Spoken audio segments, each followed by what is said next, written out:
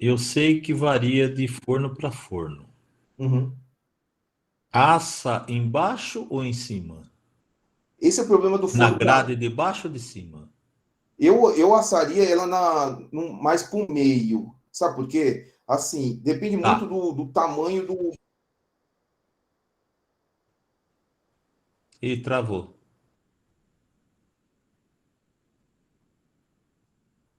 recebimento de calor embaixo, Viu? mas o Travou calor ele tudo. sobe. Viu? Travou tudo. Ô, Wagner, repete de novo, porque Travou. travou. Volta Tá, aí um então. pouquinho a fita. Então, o forno de casa, o problema, né? Porque o forno de casa ele não é um forno profissional, Tá. né? Então, o que acontece? A chama fica ligado direto. Então, se você deixar muito embaixo, pode ser que queime embaixo porque o fogo está ligado direto. É diferente de um forno profissional, porque o forno profissional ele controla. E se você deixar muito em cima, tem um problema porque o calor no forno ele sobe, né? O calor sempre sobe, né? Então, se tem alguma coisa evaporando, ele vai subir, certo? Então, eu prefiro deixar ele no meio, tá? Por exemplo, se eu for fazer um pão de forma num forno de lastro, eu tenho que baixar o percentual de tempo do lastro em cima, porque senão ele pega muito calor muito tempo. Então, assim, essa é uma dificuldade de você trabalhar com forno caseiro. Porque o forno caseiro, assim, o forno nosso comum de casa, aqui em casa também é um forno de 4 bocas, desse simples. E a dificuldade que eu tenho é essa, porque o fogo fica ligado direto. Então você vai ver, tem um dos vídeos que tem um dos pães que a gente faz, que eu falo que o nosso pão ele sempre vai ficar bem mais escuro embaixo do que se fosse, por exemplo, num forno profissional. Porque o forno profissional ele é igual geladeira, ele chegou na temperatura e desliga. E aí quando a temperatura cai, ele liga. Então ele fica naquele intervalo. É igual a nossa geladeira. A geladeira, na hora que ela começa a esquentar, ela liga o compressor para esfriar. O forno é o contrário. Na hora que ele começa a esfriar, ele liga o forno para esquentar. Então ele não fica recebendo calor durante os 30 minutos, por exemplo. Então Ô você acaba tendo Wagner, uma perda desculpa aí. interromper. Eu tenho uma técnica que eu acabei aderindo aqui em casa quando eu asso pão, bolo, enfim, eu coloco sempre uma assadeira por baixo da assadeira que eu tô assando Sim, o você pão ou o coloca bolo. duas assadeiras, né? Aí ele dá uma seguradinha, assim, não queima tanto, porque eu tive Sim, muito esse problema. isso é interessante mesmo. A gente também usa bastante na confeitaria, né? Porque as coisas são mais delicadas, mas é válido sim o colocar Posso copiar a uma ideia? assadeira para ficar mais grosso, né? É uma excelente ideia, sim, com certeza. Posso copiar e posso anotar aqui no meu caderninho? Claro. Aí vai ter o vídeo depois para vocês assistirem de novo. A questão é que o forno é complicado assim Ô, Wagner, e a instalação é feita de um jeito, então você vai ver que nunca é igual. A ô, única. Wagner, Oi. vamos tentar organizar um pouquinho essas perguntas, porque está começando a aparecer umas perguntas aí. Tá. Então, vamos tentar ver as perguntas, as dúvidas e as potenciais soluções. Por exemplo, o Mário tinha perguntado por que o dele ficou assim. O que pode ter causado o pão ficar desse jeito que ele falou? Cadê? Não estou achando aqui no. O, o Mário, o seu ficou... descreve um pouquinho a Então, textura dele e eu tal. fiz a receita do pão caseiro. Ah, Então, eu achei que ele fosse ficar mais macio. Ficou com uma casca mais firme. porque assou demais. Por dentro, ele ficou legal. Tanto é que eu fiz sábado e eu ainda tenho um aqui que eu comi agora à tarde. Tá legal para comer. Tá ruim não. Mas a E- casca ficou dura. não é dura, ficou mais firminha, porque eu queria que ela ficasse assim macia, fofa. Tá. Eu achei que fosse ficar. Talvez seja a receita ou o padeiro, que eu acho que é o padeiro. Eu acho que pode ter sido algumas coisinhas aí, assim, de bate-pronto. Primeiro, tem a questão do. Eu acho que pode ter sido que assou um pouco demais. Então, quando ele Ok. assa um pouco demais, ele passa do ponto, ele tem uma tendência de ficar mais duro e mais ressecado. Tá? Então, normalmente ele resseca de fora para dentro, né? Porque a parte de fora é que recebe mais calor. Tá. Eu acredito que esse é o primeiro ponto. O segundo ponto é aquela questão do forno. Toda vez que a gente vai fazer pão de forma, tem esse problema da altura do forno. Então, assim, se ele fica encostado muito em cima, no teto do forno, ele vai receber mais calor e ele tem mais chance de ressecar. Então, talvez seria interessante você baixar um pouquinho mais ele. Eu coloquei embaixo. Ficou um pouco embaixo, então beleza. Por isso que eu fiz a pergunta. Pode ser que que assou demais. Pode ser que assou demais. Você levantou a possibilidade de ser que eu não tenha sovado o suficiente. Pode ser também. Se você não sovar o suficiente, ou o mínimo o suficiente, né? Você não gera muito glúten. Se você não gera muito glúten, o pão não expande tanto, ele não cresce tanto, não cria tanto volume. Então, se ele não cria tanto volume, a tendência é que ele fique mais cascudo no topo. Então, como eu fiz 2 receitas, a primeira eu coloquei num bowl e fechei, hermético. Uhum. Tá? Estufou, ficou bonito. Mas na hora que eu abri, logicamente, entrou o ar, baixou, tá? Esse eu não sovei tanto. O segundo, eu sovei 15 minutos marcado no relógio. Só que aí eu coloquei nesse mesmo bowl, mas eu coloquei um pano em cima. Só para ver a maneira que eu fiz, né? Se mudava alguma coisa. Mesma coisa. Eu já gosto de fermento. Tem dois jeitos de fermentação, né? Depende muito do padeiro, assim, né? Do que ele vai fazer. Então, tem gente que já fermenta o pão já na forma. Então, assim, eu sovei, modelei, coloquei na forma, fermentou, mandei para o forno. Essa é a forma que eu faço. Tem gente que sova, deixa o pão fermentar. Depois que ele fermentou, ele Aí quebra um pouco da fermentação, modela e fermenta de novo. Quando você fica fazendo 2 fermentações, 2, 3 fermentações, você fica quebrando a fermentação, o seu pão fica mais rústico, ele vai ficar mais cascudo. Então, assim, para pão de forma, eu não recomendo deixar fermentar no bowl para depois modelar. Eu já prefiro modelar direto e deixar crescendo dentro da forma. Quando eu quero que o pão fique mais cascudo... Cobre com pano de prato? Em casa, assim, você pode cobrir com pano de prato. O importante é que não grude no pano, né? Não. Eu normalmente deixo dentro de um armário. Eu deixo dentro de um armário porque não pega área e não vai ressecar. O pano é para não deixar ressecar. Mas quando a pessoa deixa em cima da mesa, o pessoal coloca um pano para não pegar o vento, né? Porque ele tá em cima do... Só baixar um pouco mais a câmera. Ele tá em cima da mesa, então para não pegar o vento. Eu deixo dentro do armário, o armário tá fechado, aí não pega vento. Então, fica a seu critério. É que, assim, do modo profissional falando, não pode colocar pano em cima, né? A gente não usa pano de prato, mas em casa, ok, não vejo problema. Ô, Wagner, vamos ser profissionais. Ô, Wagner, Oi. Vamos dar prosseguimento aí para dar uma... senão a gente vai bater papo e a aula que é bom. Então, vai. Não, mas a aula é nesse sentido mesmo, para a gente ir tirando dúvidas. Vai aparecer mais dúvidas durante vamos tentar ver. A Natália tem uma dúvida. Natália, você postou a foto do pão, aí a gente mostra o pão e tira a sua dúvida aí. Ok. Você postou a foto do pão? Só para a gente... Postei sim, tá com o meu nome. É um pão de chocolate. Vou procurar Wagner, aqui. aí você procura aí e eu vou ler aqui o que ela escreveu e depois, se ela quiser, ela complementa. Pode ser assim, Natália? Pode? Tem vários pães aqui, preciso achar aqui. Pão... Tá no alto, que eu postei hoje. Pão de chocolate, achei. Legal. Eu vou ler aqui, tá bom, Wagner? Tá. Eu gostaria de saber sobre o congelamento do pão, se deve estar cru ou ainda precisa assar antes. Gostaria de saber também o quanto eu posso deixar o pão fermentar. Eu fiz a massa do meu pão na sexta, deixei crescer e fiz as bolinhas e coloquei um recipiente fechado na geladeira para assar no sábado para o café da manhã. Mas as bolinhas continuam crescendo e queria saber se é ruim ou bom. Eu gostaria de saber também como deixar o pão mais rado por dentro para ele ficar mais leve, mais fofinho.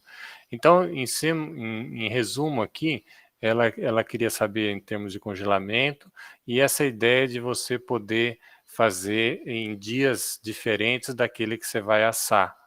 Tá, E a então vamos lá. última pergunta é para você ficar mais aerado. Tá, eu vi que, assim, uma das respostas para várias dessas suas perguntas é a questão da fermentação.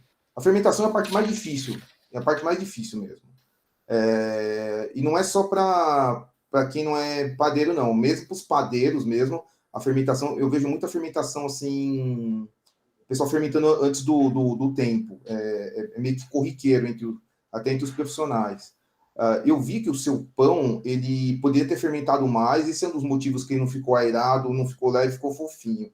Sabe como é que eu sei te dizer pela foto? Eu vou compartilhar a tela aqui da sua foto, só para poder explicar para você. Então, aqui, ó. Ele ficou gostoso, mas ele não ficou leve como eu gostaria, né? Ele ficou um pouquinho maçudo Eu dentro. estou dando um zoom aqui, ó. Eu vou te mostrar aqui, ó. Você tá vendo que aqui ele abriu pra caramba? Você fez o corte, né? Foi. E aí você tá vendo que ele abriu pra caramba? Então, quando ele abre muito, é um fator que diz o quê? Que ele poderia ter fermentado mais. Porque quando o pão ele vai com pouca fermentação para o forno, sem ter fermentado muito, ele vai crescer demais lá dentro. Então, quando ele rasga, ele estoura desse jeito aqui, ó, é que ele tinha que fermentar mais. Então, quando o pão ele vai pro forno, ele não abre tanto. Então, assim, se você quer uma pestana maior, você coloca antes. Só que aí você tem uma pestana maior, mas você tem uma perda no volume, consequentemente na maciez e no miolo. Então, esse pão aqui, eu tenho certeza que ele foi bem cedo, porque ó como ele abriu aqui, ó. Tipo, a barriga saiu, assim, sabe? Assim, o miolo tá saindo aqui, ó. Uhum. Então, isso é um sinal claro que ele poderia ter fermentado mais. Pestana Agora, é a abertura do corte. então quando a gente corta o pão e eu vejo que abriu demais, ou assim, ó, tipo, o miolo tá querendo sair, sabe assim, a parte tá querendo sair assim pelo corte, esse é um ponto. Ou quando você não faz o corte, você vê que o pão tá estourando, quando você vê que o pão estourou, somente acontece com pão de forma. Você já comprou pão de forma, não desses de marca, mas assim, esses caseiro que você vê que ele fica torto, tipo assim, fica um lado mais alto que o outro, e fica um rasgo assim. Essa é uma prova que o pão poderia ter crescido mais, porque ele ainda foi com a fermentação não suficiente, e aí ele cresceu no forno e ele estourou do lado mais fraco. Então, quando ele estoura, eu sei que ele poderia ter fermentado mais. Isso é um ponto assim chave para você conseguir ter certeza. Agora, E poderia ter deixado ele crescer muito mais tempo? Muito mais tempo. Então, acho que aí surge uma pergunta que eu acho que é bom tentar esclarecer. Quanto tempo, quer dizer, que momento que ele deve ir para assar? Quer dizer, que momento que a fermentação chegou num ponto ideal? E como é que a gente descobre isso? Então, esse aí, eu até respondi no fórum, né? Eu vou lembrar vocês da aula passada, né? Depois, quem quiser tirar a dúvida lá, tá lá no fórum que eu respondi. Eu sei que a palavra depende é muito complicado, mas assim, depende dos fatores intrínsecos e dos fatores extrínsecos. Então, assim, quanto mais mole, mais hidratado for a sua massa, mais rápido ele fermenta. Porque o micro-organismo gosta do quê? Ele gosta de umidade, certo? Então, eu sempre dou esse exemplo para os meus alunos. Assim, quando é que dá chulé? Quando o nosso pé está úmido, está ali com a meia, está suando, certo? Os micro-organismos vão se desenvolvendo. Então, no pão é a mesma coisa, o fermento é um micro-organismo. Então, quanto mais úmido tiver a massa, mais hidratada, mais água você colocar, mais rápido ele vai fermentar. Esse é o primeiro ponto.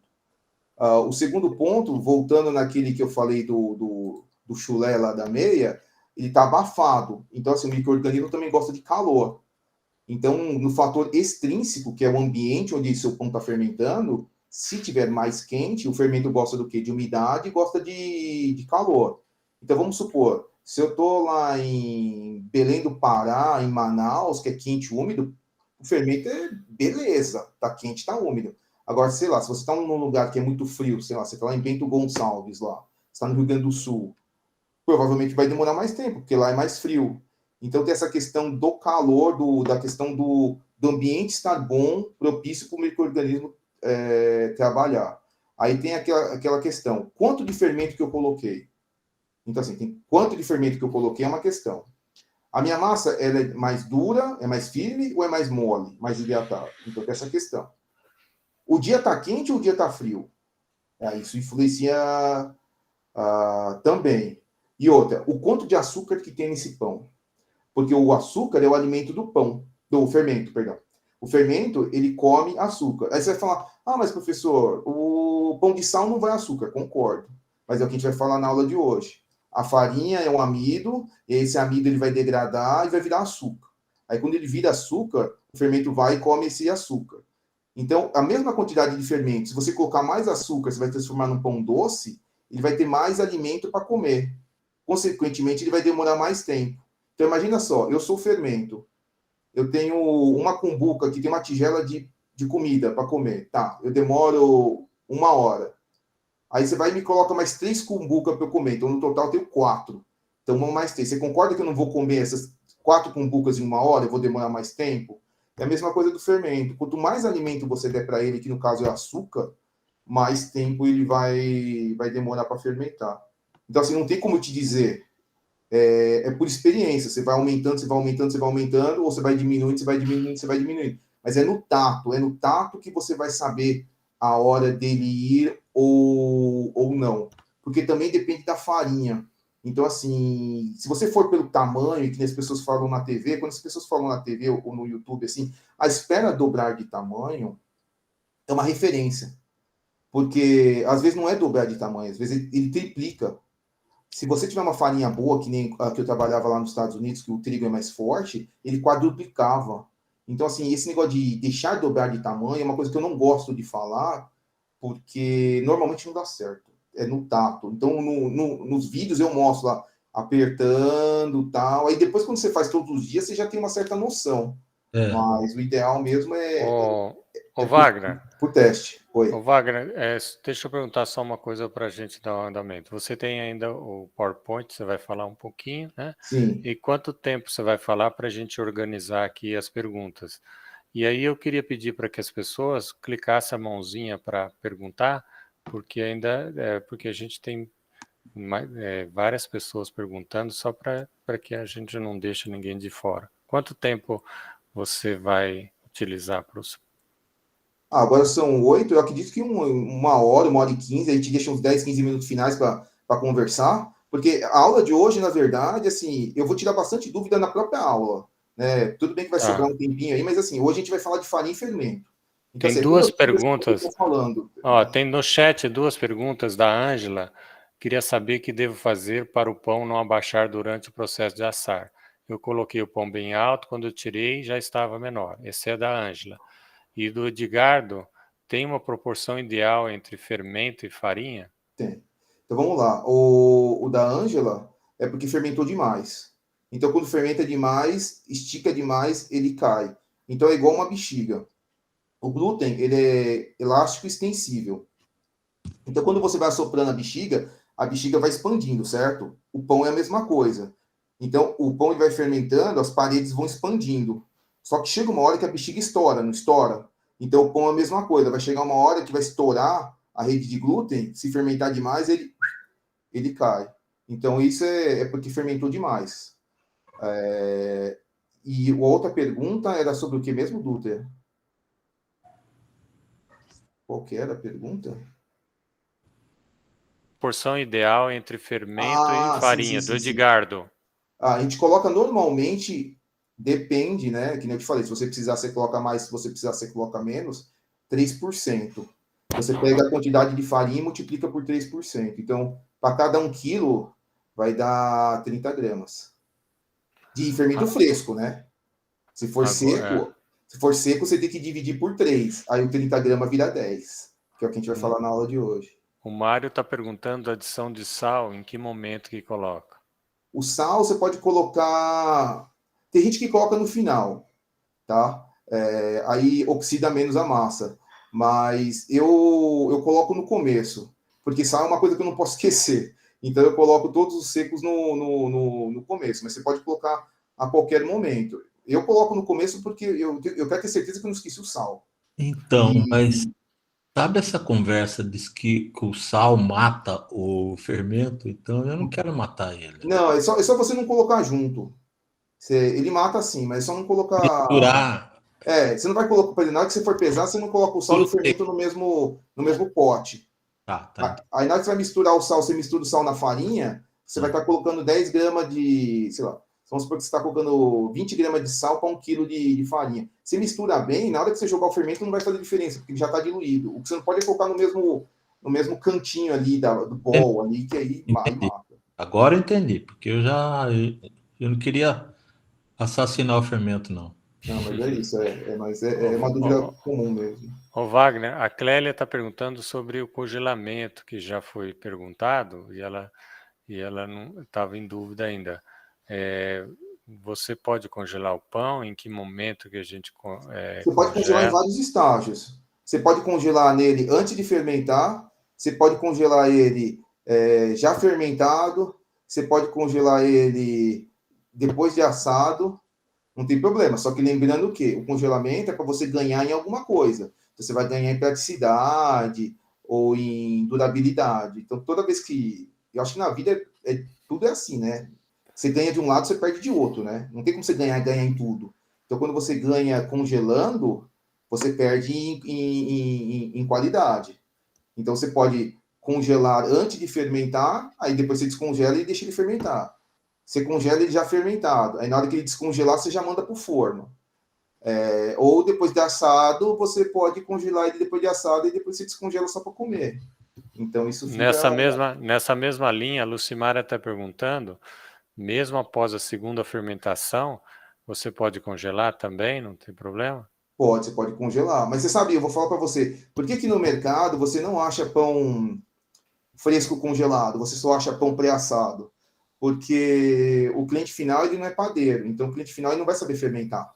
Então, se você der um pão que não fermentou totalmente e congelou, ele não vai saber fermentar. Aí ele vai errar. Ele vai botar a culpa na fábrica. E, na verdade, não é. É ele que não sabe fermentar. Mas a culpa também não é dele, porque ele não é profissional, né? Então, por isso que a fábrica sempre congela o pão já pré-assado. Então, você tem essa perda aí. Eu acho melhor, se você vai fazer em casa, é melhor você congelar ele já assado. Se você, que a gente faz uso do frio na indústria ou em padaria de larga escala só para escalabilidade mesmo, para facilitar a nossa vida, para eu não ter que ficar batendo várias massas ao mesmo tempo. Eu bato uma massa lá grande e boto na geladeira para crescer mais devagar, ou eu congelo, para eu não ter que ficar batendo massa toda hora. Só por isso. Mas em casa, eu não sei se vale a pena congelar, não. Talvez congelar ele já pronto. A Ângela está perguntando se deve colocar o pão no forno já quente. O forno já tem que estar quente. Se você não colocar o forno quente, pode acontecer isso que aconteceu com o seu pão, Ângela. Ele pode ser que ele fermenta demais dentro do forno. Porque o pão, quando o pão, a temperatura interna dele passa de 50 graus, o fermento morre, tá? Tem gente que fala que é 45, tem gente que fala que é 50, assim, nenhum fermento nunca voltou do além para me falar, né? Se é 45 ou 50, né? Nunca tive uma sessão, assim, com algum fermento para me falar isso aí. Então, se você já entra com forno frio, ou com forno frio, o que vai acontecer? Até o forno chegar na temperatura que deveria estar, o seu pão continua crescendo, aí ele vai passar do ponto de fermentação e vai baixar. Então o forno já tem que estar na temperatura correta. A Natália perguntando quando você põe para congelar e depois você vai colocar no forno. Essas etapas aí de descongelar e aquecer, tem que ficar um tempo fora, como é que é? Então, você vai descongelar ele. Normalmente eu deixo descongelando ele num armário, para ele não ressecar. E depois, o pão descongela rápido, tá? A média do pão descongelar é 50 minutos. 50 minutos ele descongela. Depende do tamanho do pão, né? Mas assim, a média aí é 50 minutos. Só que ele não pode entrar muito frio no forno. Porque se ele entrar muito frio no forno, tem dois problemas. Vai baixar muito a temperatura do forno e ele vai dar umas bolinhas. Vai dar um choque térmico ali, vai dar umas bolinhas de pastel. Então, quando você pega aqueles pão francês na padaria, que você vê umas bolinhas, não é problema, assim, de qualidade, assim, que a pessoa fez errado, não. É problema de processo. Quando a pessoa coloca o pão muito frio, ele dá esse choque térmico e essas bolinhas. Então, é melhor você congelar ele um pouquinho antes de ele estar totalmente fermentado. E aí você consegue deixar ele subir a temperatura. A Natália tem uma pergunta aí. Pode perguntar. Não, isso para o caso do pão já está Oi, pronto e Natália. assado, né? Não entendi, desculpa. Isso para o caso do pão já está pronto, assado e congelado. Não. Essa orientação que você deu. Não, a orientação que você deu. Não, De isso é pro pão. descongelar, deixar 50 minutos. Não. Isso aí é pro pão que não tá assado. Ah, tá bom. Então, vamos supor, eu tenho um pão que eu fermentei, só que eu congelei ele já fermentado. Aí o que eu faço? Eu descongelo ele, vai demorar uns 50 minutos para descongelar. Aí depois que ele descongelou, eu tenho que esperar ele subir mais ou menos perto da temperatura, pelo menos mais de 16 graus. E aí eu preciso esperar ele subir para a temperatura para mandar para o forno. Eu posso até mandar frio, mas se eu mandar frio tem essas duas perdas. Ele vai estar muito frio, o forno vai baixar e, consequentemente, ele vai aquecer mais do que deveria, porque o forno vai baixar a temperatura. E o segundo ponto que vai dar um choque térmico, vai ficar umas bolinhas, igual bolinha de pastel, sabe? Vai ficar uns defeitos. No pão italiano acontece isso, mas o pão italiano a gente quer que fique essas bolinhas. Então, o pão italiano a gente assa ele frio, a gente tira ele da geladeira e da câmara fria e manda direto pro forno. A gente deixa o forno bem alto para ele dar esse choque térmico aí e aí ele ficar com essas bolinhas.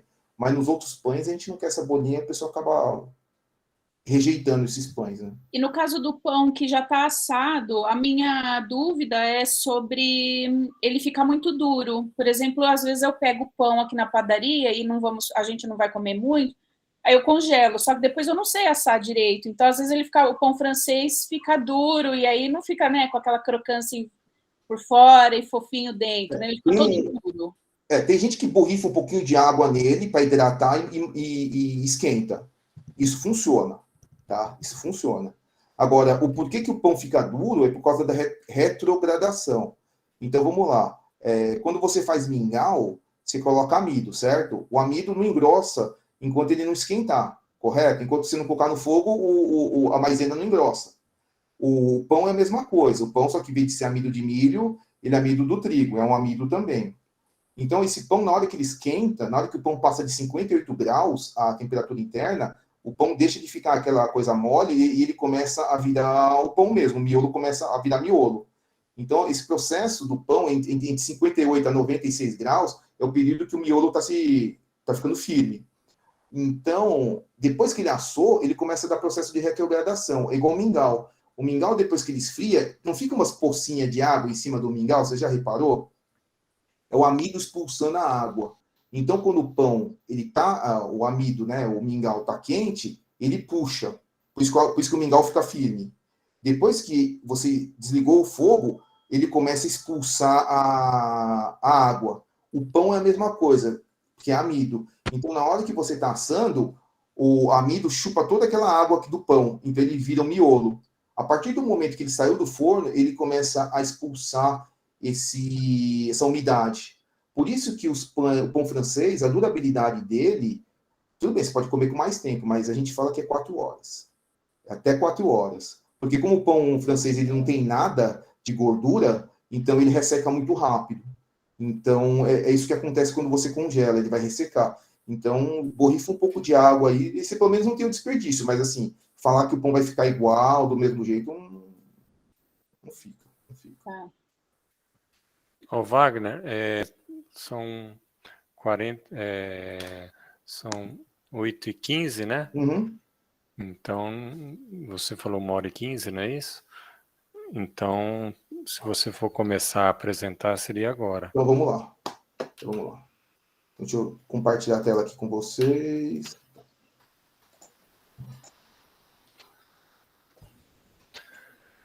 Então, vamos lá. Tá todo mundo vendo a minha tela aqui? Ok. Então, vamos lá. Então, a gente está aqui no absorção, atividade 2, né? Módulo 2. Então, a gente entrou para o módulo 2, todo mundo está de parabéns aí, todo mundo passou pelo primeiro módulo aí. Então, vamos falar sobre um pouco de farinha. Então, eu vou clicar aqui no arquivo. a gente vai falar sobre farinha. Então, aqui, ó, deixa eu falar um pouquinho aqui com vocês. Aqui, então a gente vai falar sobre farinha. Dando uma introdução, o porquê que é farinha de trigo e não outras farinhas. Nós podemos usar outras farinhas, mas o principal é o trigo, porque o trigo, ele gera mais glúten. Então, quando a gente quer o pão, a gente busca por glúten, tá? Então, por isso que a gente usa a farinha de trigo. Você pode usar outras farinhas, mas as outras farinhas não vai te dar um resultado em termos de volume igual a farinha de trigo. Então, por isso que a gente mistura as farinhas. Sei lá, farinha de centeio com farinha de trigo. Se você fizer um pão puramente de farinha de centeio, ele não vai ter tanto volume. Ou mesmo se você pegar uma farinha de trigo integral, ela não vai ter tanto volume, e aí eu vou explicar o porquê. Então, a farinha de trigo, o que interessa para a gente é o endosperma. Endosperma é a parte onde que ficam as proteínas que geram o glúten, tá? Então, se você olhar aqui no desenho aqui, ó, você vai ver que o endosperma aqui é essa parte do meio. Essa parte do meio aqui é a que gera mais glúten, é aqui onde ficam as proteínas. Quando é farinha integral, ele pega todo o grão. Então, aqui no Brasil, nós temos a farinha tipo 1, né, a farinha especial, é a melhor farinha, né, aqui, né, para nós usarmos, e tem a farinha tipo 2 que quase você não encontra, mas essa farinha tipo 2 assim, não é interessante para pão. E nós temos a farinha integral. A farinha integral ela é uma farinha um pouco diluída em relação à farinha branca, porque a farinha branca ela pega só essa parte aqui, que é a parte nobre, ó. É a parte que gera glúten, e onde tem as proteínas. A farinha integral ela pega tudo, então ela acaba ficando um pouco diluída. Ela pega as proteínas, mas ela pega também a casca, você entendeu? Então, a farinha de trigo branca é a que mais vai gerar glúten para você. O que eu preciso que você saiba nessa aula é que o glúten ele é gerado como farinha, água e ação mecânica, ação de sovar.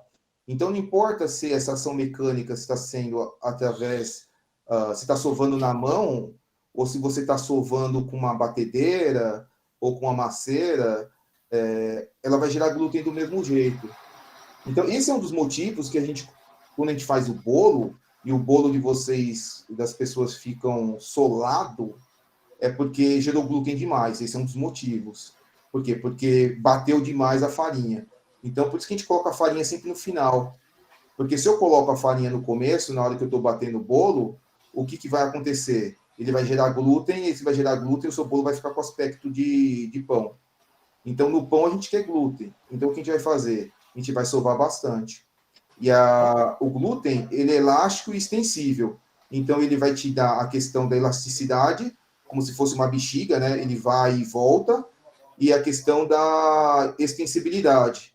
Então, a extensibilidade, ele vai fazer com que? Ele vai fazer com que a sua massa vá e não volte.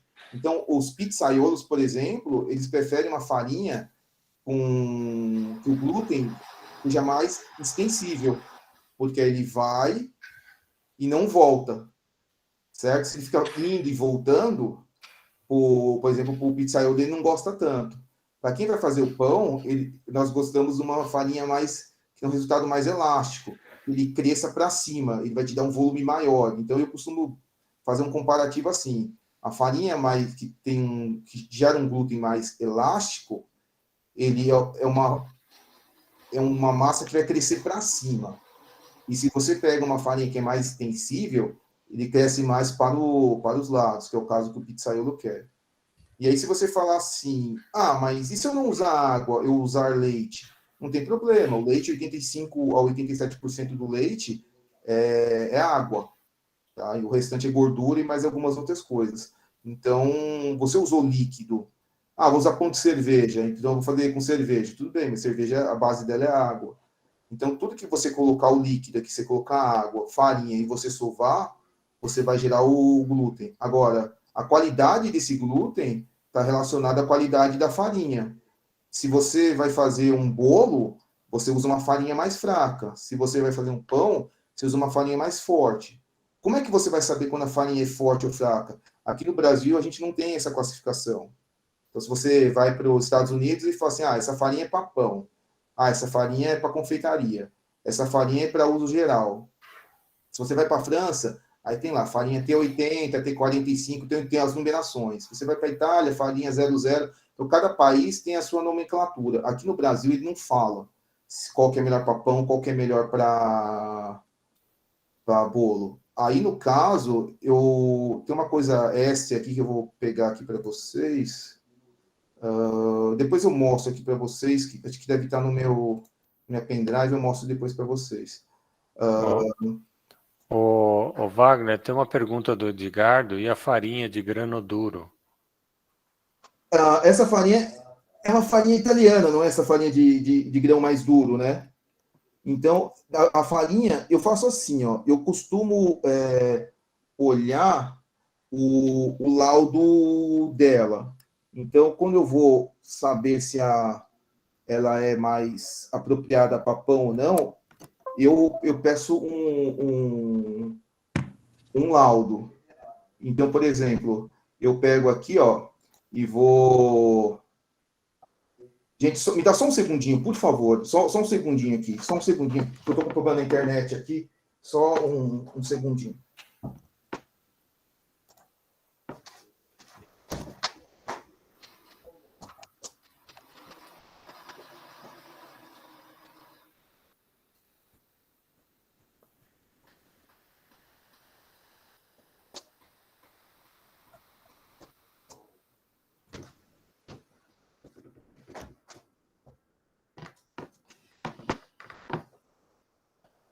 Desculpa, voltei aqui, pessoal.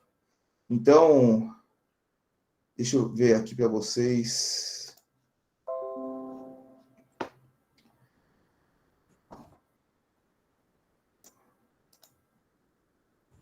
Eu falo para vocês depois, eu vou pegar aqui o laudo e aí eu mostro direitinho para vocês, pode ser? Pessoal? Sim, sem problema, estamos ouvindo.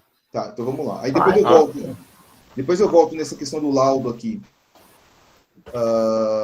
Tem a Shelley estava falando do semolina e estava perguntando se as melhores farinhas para o pão são as que têm mais proteínas no rótulo. Não, essa proteína do rótulo é uma proteína que vai para o músculo. Sabe, a gente fala que ele é plástico ou construtor, né? Então ele te ajuda, essa proteína, ela vai te ajudar na questão daquela proteína que vai construir o seu músculo. É que nem tem gente que, eu vou tomar whey protein, vou comer ovo, porque a clara tem proteína. Então essa proteína que tá é uma proteína do alimento, não é a proteína do glúten. Então são proteínas diferentes. Então, não é a mesma coisa. Tem um cálculo que o pessoal faz, tal, você vai achar na internet esse cálculo, mas eu não sei até onde esse cálculo é válido. Eu prefiro ligar no moinho e pedir o laudo.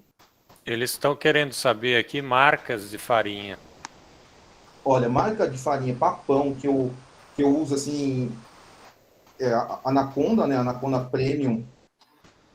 Se você pegar na Anaconda tradicional, eu já acho que ela é um pouco mais fraca. Então, eu acabo utilizando a Anaconda Premium, acabo utilizando Nita, 101, Mirella, Rosa Branca, são essas que eu acabo utilizando. Pode ter outras aí, mas as que eu estou acostumado a usar são mais essas. Aí, se você pegar essas Dona Benta, Lili, essas daí são mais para sol, essas daí são mais para bolo, eles são um pouco mais fracos. Mas o segredo é sovar. Se você sova, ele gera glúten. Se você não sova, ele não gera glúten. Então vai depender para que você quer. Se você quer para pão, você tem que sovar. Se você não quer para pão, você sova menos, se for para confeitaria. tá? Mas aí depois eu pego o laudo e mostro para vocês. Vocês me desculpam hoje, porque assim, aqui em casa, aqui o negócio da internet tá horrível. Eu tive que trocar de computador, tá meio complicado aqui. Então depois eu pego o laudo para vocês. Eu tive que trocar de computador aqui. Vamos falar sobre o armazenamento, então... Pessoal, depois você passa essa lista das farinhas, porque o pessoal está perguntando que eles não conseguiram anotar. Pode ser tá. depois? Passo, vou deixar anotado aqui no meu... Vou passar aqui a lista para vocês. Então, passar a lista de farinha.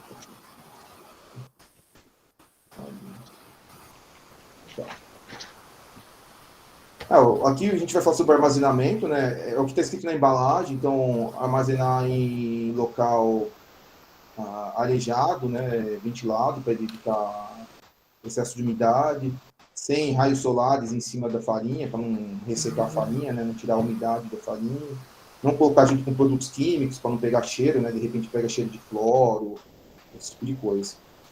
Aqui, ó, esse aqui você não precisa utilizar, mas aqui no Brasil a gente usa muito, isso é normal, corriqueiro, você usar na padaria. Nos Estados Unidos eu usei também, só que eu trabalhava na indústria. Então, assim, eu acredito que não importa onde você trabalhe, você sempre vai utilizar isso aqui para evitar problema. Mas quando você usa uma farinha forte, às vezes não é necessário. Então, o que é o melhorador de farinha? Um produto químico, você vai encontrar ele em pó, pasta ou líquido. Eu vou te falar a proporção do pó e da pasta, mas você sempre lê a embalagem, porque vai que muda, cada marca é de um jeito. Então, por exemplo, esse da Itaquara é um que eu uso.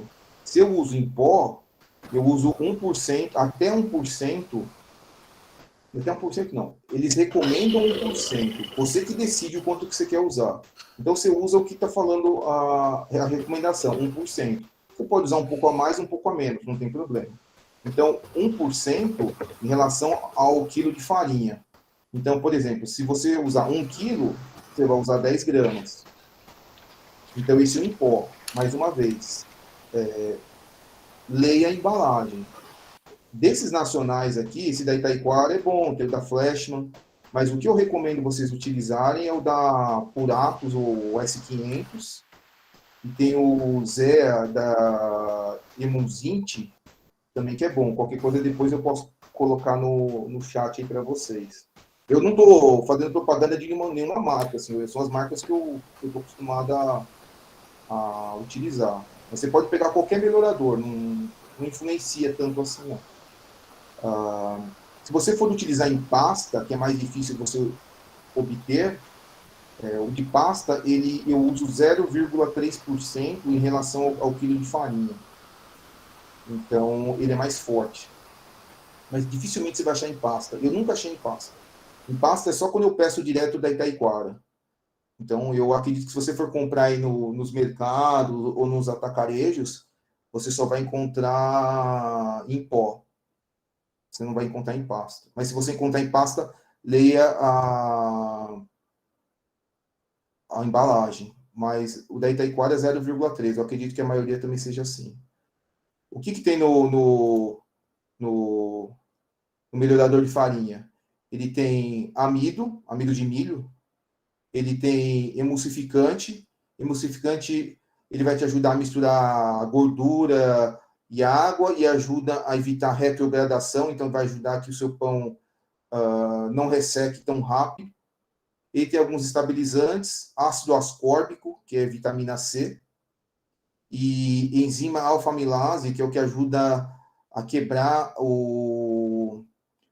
transformar o amido em açúcar. Então, o amido da farinha de trigo ajuda a quebrar ele e transformar em açúcar, que é o alimento do fermento. Então, eu sempre uso. Nesses pães que eu fiz nos vídeos para vocês, eu não usei. Como é um pão caseiro, eu não utilizei, mas você tem um resultado melhor. Ele vai te ajudar a reforçar a rede de glúten, então você vai conseguir uma rede de glúten melhor. Consequentemente, se você tem uma rede de glúten melhor, ele vai melhorar a textura e o volume do pão. Por quê? A rede de glúten é igual uma bexiga. Ela é extensível e elástica. Então, o pão está fermentando. Então, o fermento está soltando gás ali. Então, a gente não está soprando a bexiga não está inchando, só que o pão ele está enchendo com gás. Então, quanto mais forte for essa rede de glúten, mais o pão consegue esticar com a bexiga. A bexiga vai esticando, esticando, esticando, esticando, até uma hora ele estoura. Então, a rede de glúten é a mesma coisa. Quanto mais ela esticar, ela vai te dar mais volume. E quanto mais volume, a sua textura vai ficar mais macia. Os alvéolos, os buraquinhos lá vão ficar maiores, que é onde retém o gás. Outra vantagem é o seguinte, ele retarda o ressecamento. Por quê? O emulsificante, ele ajuda a conter a retrogradação. Não é que não vai ter retrogradação. Terá. Retrogradação é aquilo que eu falei para vocês. Depois que o pão está assado, o amido começa a soltar a umidade, começa a soltar a umidade que ela puxou. Então, o pão começa a ressecar. Então, se você usa esses produtos, ele evita ressecar o seu pão. Se você não quiser utilizar um melhorador, às vezes eu uso, além do melhorador, eu coloco um pouco de emulsificante para o pão não ressecar tanto. Só que aí você coloca um emulsificante para pão, não um emulsificante de bolo. Você coloca um emulsificante de pão. O que eu uso também é da Itaiquara, ele é 0,3% em relação ao quilo de farinha.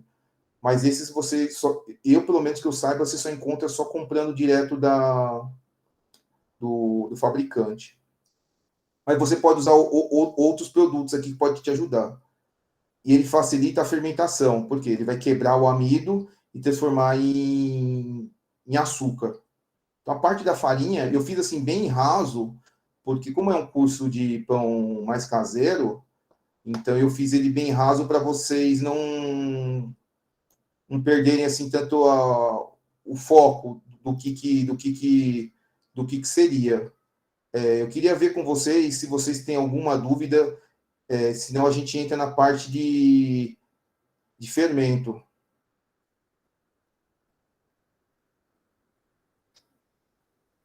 Bom, pessoal, pode perguntar, abrir o microfone ou podem postar aí que eu leio a pergunta, professor Wagner, ok? Se ninguém tiver dúvida, eu passo direto na parte da fermentação. Bom, as pessoas podem depois postar no fórum que a gente vai responder, mas a Mayara está perguntando, Wagner, quando que usar esse melhorador aí? Se ela deve usar ou não e quando? Essa questão de se deve usar ou não é mais a questão sua mesmo. Se você for usar um pão caseiro, talvez não necessite, porque a pegada do pão caseiro é ser um pão sem conservante, né? Essa é a ideia, né? A gente não pensa que no pão caseiro a pessoa está colocando algum tipo de produto químico. Então fica a seu critério. Mas assim, o produto químico ele vai melhorar a qualidade. Tanto é que o nome dele é melhorador de farinha. Só que é aquele negócio que eu falei para vocês. Eu acho que na vida é tudo assim. Você ganha de um lado, você perde de outro. Então você está ganhando de um lado que o seu pão está ficando com mais volume, está ficando mais macio, mas em termos de saúde, assim, não que ele vai te matar, mas é um produto químico que você está consumindo. Então você tem que ver o nicho de mercado que você está focando. Se você vê que não tem necessidade de você usar um melhorador, não usa. Eu penso dessa forma. Se está indo bem sem, então vai sem. Né? É que nem a gente só toma remédio quando precisa. Vai ficar tomando remédio por ser hipocondríaco. Então, você vai fazendo pão. Se você acha que, não está indo bem, então você usa um melhorador. Né? Que nem na nossa saúde. Se está indo bem, você não vai ficar tomando remédio de bobeira. Aí, se você está indo mal, você vai tomar um remédio. Então, eu acredito nisso aí. Se você for utilizar a média, todos os melhoradores que eu peguei, a conta é essa, mas eu sempre gosto de recomendar para o aluno olhar a embalagem, porque vai que muda. É 1% em relação, a média é 1% em relação ao quilo de farinha. Então, assim, eu estou usando 1 quilo de farinha, 10 gramas. Estou usando meio quilo, 5 gramas. E aí tem gente que usa um pouco menos, tem gente que usa um pouco mais. Tá? Então, os melhoradores são muito parecidos. O único melhorador que eu gosto, assim, para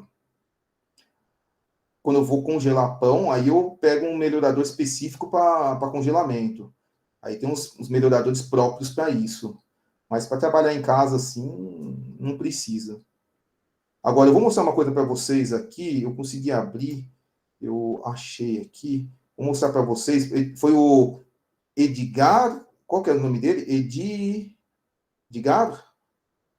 Que perguntou da farinha. Edgardo. Edgardo. Tá, então aqui, ó, Edgardo. É aqui, ó, quer ver?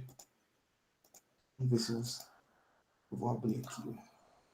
A Shelley falou que usa um pouco de amido de milho. Sim, o amido de milho, ele ajuda no pão. Tanto é, Shelley, que se você pegar no melhorador, na descrição ali nos ingredientes, ele tem amido de milho, lembra? Que eu falei ali, que ele tem emulsificante, ele tem estabilizante, ele tem alfa-amilase, e ele tem também amido de milho. Então, amido de milho ajuda sim. Ajuda sim.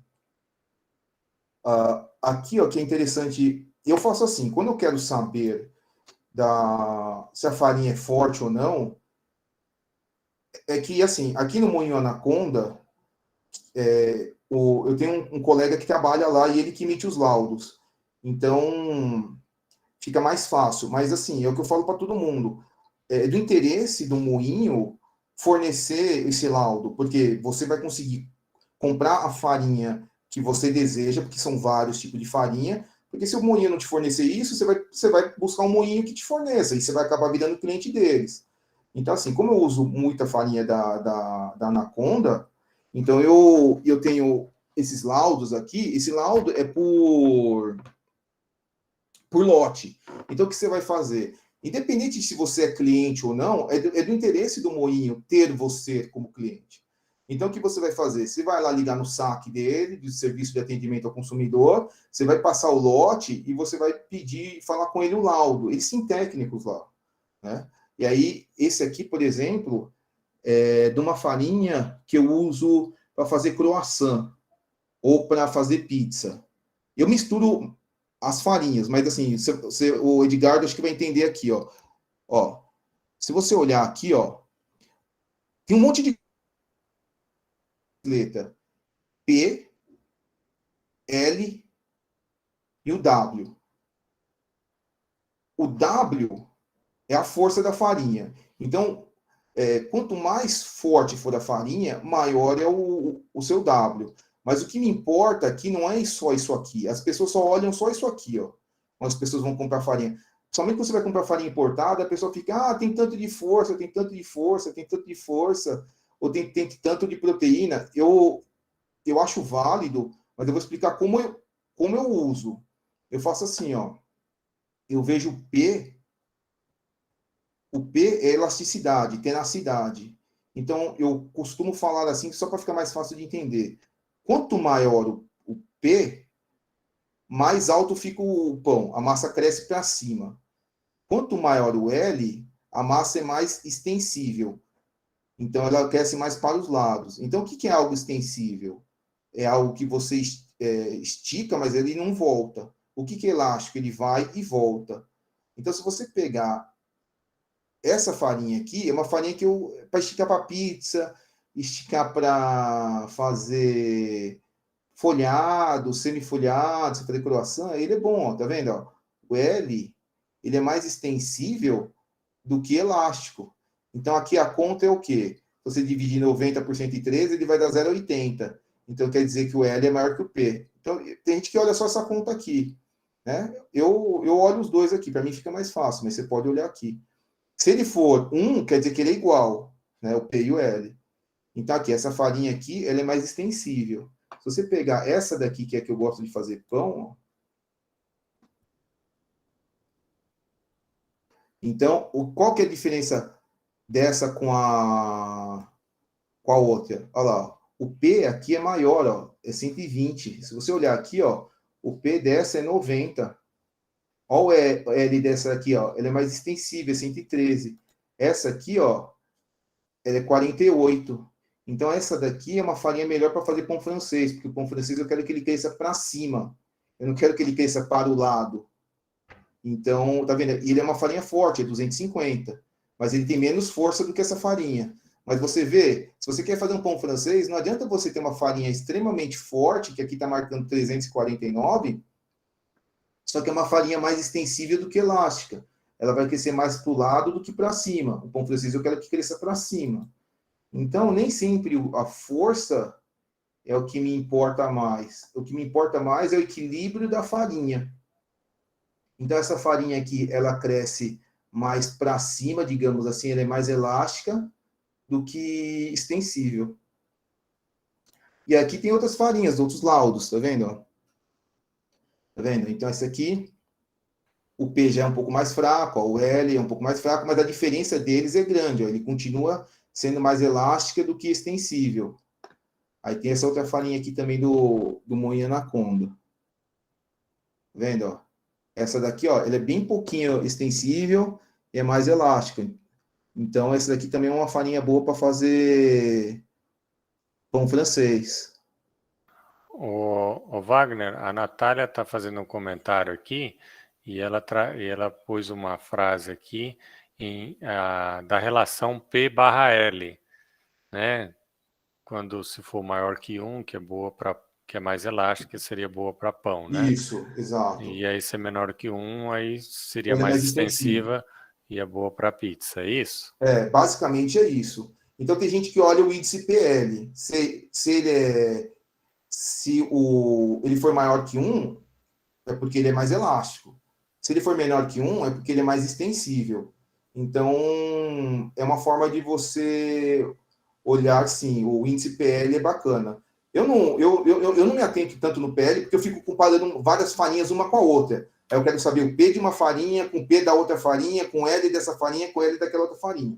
Mas, assim, é que é uma coisa do meu ramo.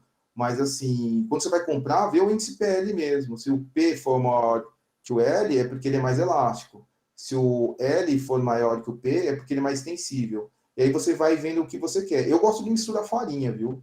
Então, por exemplo, aquela farinha que é muito extensível, eu acho ela extensível demais. Eu vou ser sincero. Tem uma fábrica aí, que é uma fábrica grande, o croissant deles é excelente. É de um ex-aluno meu que trabalha lá. Só que, pro meu gosto, eu gosto do... Não é que o coração dos caras não são bons, são, é muito bom mesmo. Mas, assim, eu gosto do coração mais alto. Eu gosto daquele coração mais alto, assim. Então, eu não coloco tanto farinha extensível. Eu coloco a farinha extensível para ajudar a esticar. Então, eu vou colocar lá 20% daquela farinha extensível e 80% daquela farinha elástica, porque a extensibilidade é só para me facilitar a abrir no rolo e depois eu quero que ele fique alto.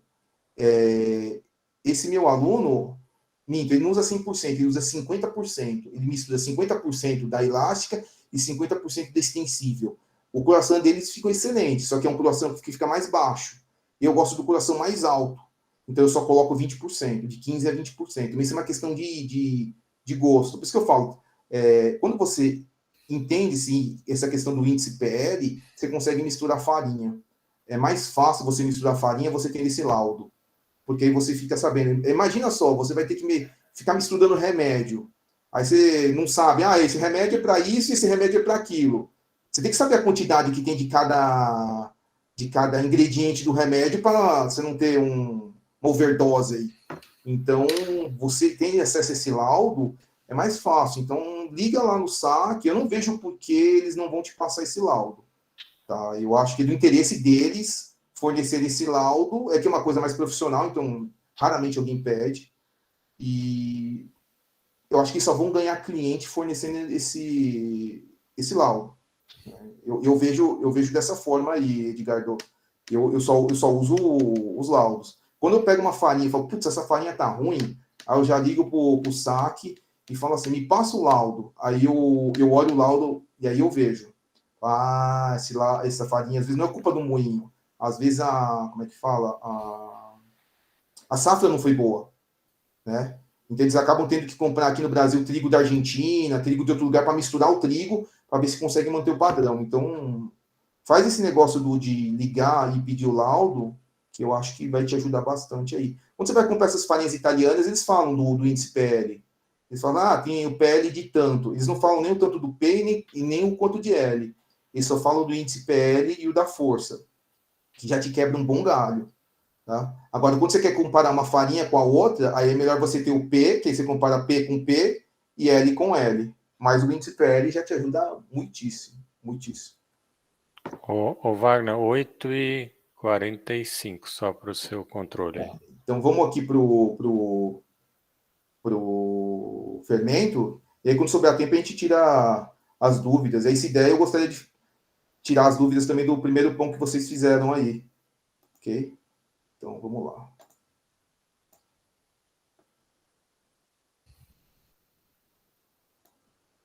Então, vou voltar aqui. Eu vou agora... Cadê? Aqui, ó. Fermento. Deixa eu ampliar aqui para vocês.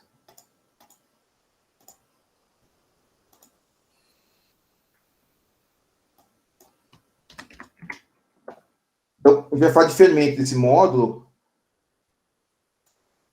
Então, o que é fermento? Fermento é de culturas puras de levedura. Então, fermento é levedura. Ele vai te ajudar o quê? Ele vai te ajudar a dar sabor, né? Vai dar um sabor característico, vai ajudar a aumentar o volume do pão, que a massa vai expandir. E como ela expande, vai dar uma porosidade. O que é as porosidades? São aqueles buraquinhos do pão, que a gente chama de alvéolos. Então, é ali que vai dar a maciez, porque é ali onde retém o gás durante a fermentação. Então, para que serve o fermento? A gente está falando de fermento biológico. A gente está falando de fermento químico. Fermento químico é para bolo. Tá? E eu não estou entrando aqui na questão do fermento natural, porque o fermento natural é um mundo à parte. Então, eu estou falando aqui do fermento biológico. Então, para que serve o fermento biológico? Ele vai ajudar a te dar maciez ao pão, porque se o pão não fermenta, ele não tem maciez. Ok? Vai transformar os açúcares presentes na massa em gás carbônico, contribuindo no volume do pão. Então, lembra, o fermento, ele come açúcar.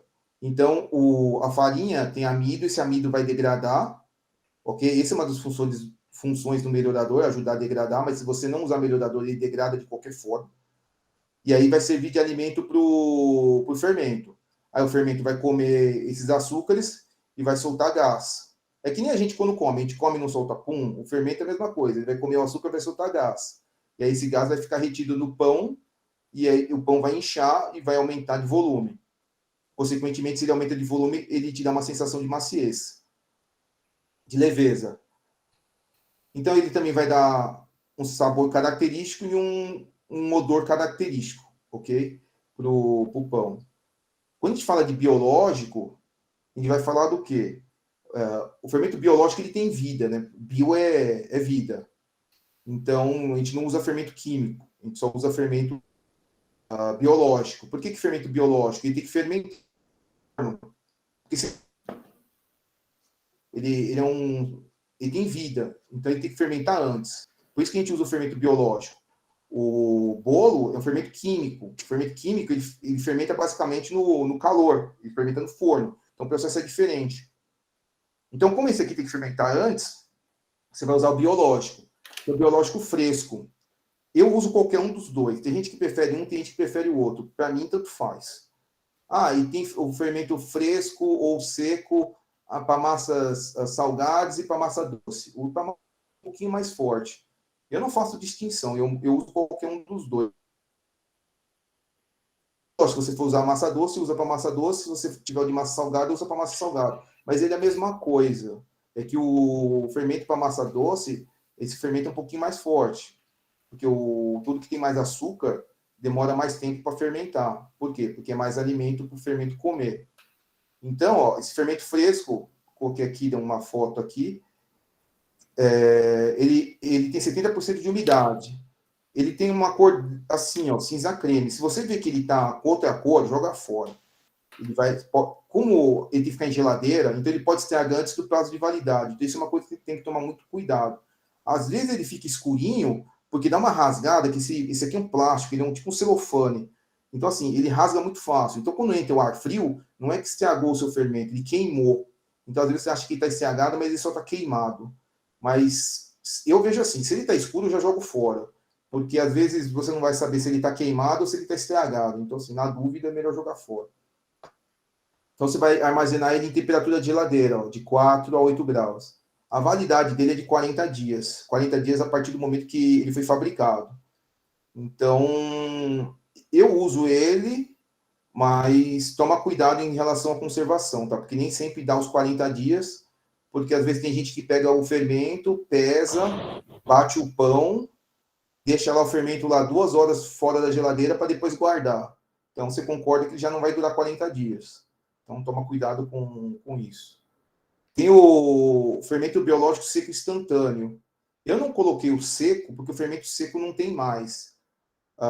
As pessoas hidratam o fermento seco instantâneo, mas não precisa. O fermento seco, antes de existir o seco instantâneo, existia o fermento seco. Aí o seco você tinha que ficar hidratando. Então, para que veio o seco instantâneo? Veio para evitar essa perda de tempo. Então, você tinha que ficar esperando o fermento hidratar. O seco instantâneo, o próprio nome fala, instantâneo, pronto para uso. Então, o que você vai fazer? Você vai pegar esse fermento seco instantâneo e você vai misturar aqui, ó, direto na farinha. Tá? Que nem o Mário falou, e o problema do sal? Não, você mistura o fermento seco na farinha e depois você joga o sal. Ou você mistura o sal na farinha e depois joga o fermento seco e mistura. Só não coloca os dois juntos. Tá? Não necessita hidratar antes. Por quê? Quando você tinha que hidratar o fermento seco, o que acontecia? Você tinha que esperar o fermento hidratar. E outra coisa, tinha gente que hidratava com água morna. Água morna, realmente, ativa mais o fermento. Porque o fermento gosta do quê? De umidade, a água é úmido. E como a água está morna, o fermento gosta de calor. Então, ótimo para o fermento. Mas imagina só, a pessoa vai lá, esquenta a água na chaleira ou esquenta a água no micro-ondas e de repente passa de 50 graus e não percebe. O que vai acontecer? O fermento vai morrer. Então, para evitar esse tipo de problema de matar o fermento ou de demorar muito tempo para hidratar, eles fizeram o seco instantâneo. Esse seco instantâneo, por que eu gosto? A validade dele é de 2 anos, ó. E ele fica em temperatura ambiente. Então, é só você deixar ele bem fechadinho, põe ele num Tupperware ou fecha bem esse pacotinho, ele te dura 2 anos em temperatura ambiente. Mas qual que é a sacada aqui? Ele não tem a mesma força. Você tem que fazer uma conversão. Eu falo que essa conversão ela é igual, por exemplo, você pegar extrato de tomate e molho de tomate.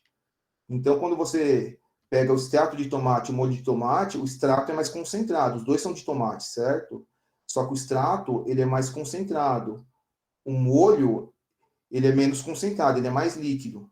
Então, normalmente você acaba usando o extrato, você tem que diluir, certo? Então, o que você faz aqui, ó? O fermento biológico fresco, ele é 3 vezes mais fraco. Ele é menos concentrado que a versão seca. Então, você tem que fazer um cálculo de equivalência. Normalmente, as pessoas erram nesse cálculo, eles fazem o contrário. Você anota aí para você não errar. Então, se é do seco, que é do forte, para o fresco, você vai multiplicar por 3. As pessoas fazem o contrário, é normal. Mas se é do forte para o fraco, você concorda que você tem que colocar mais fraco para ele chegar na mesma quantidade do forte? É isso que você tem que pensar. Eu tenho um forte, só que eu vou usar o fraco. Para o fraco chegar na quantidade do forte, eu tenho que colocar mais. Então, imagina só. Tem uma pessoa que é forte lá. Ela levanta uma barra de, sei lá, 300 quilos lá. A pessoa levanta 300 quilos. Aí vai uma pessoa mais fraca levantar aquela barra que pesa 300. Não vai conseguir. Você vai precisar de 3 pessoas. Essas 3 pessoas vão conseguir levantar os 300 quilos. Então, é a mesma coisa aqui, ó.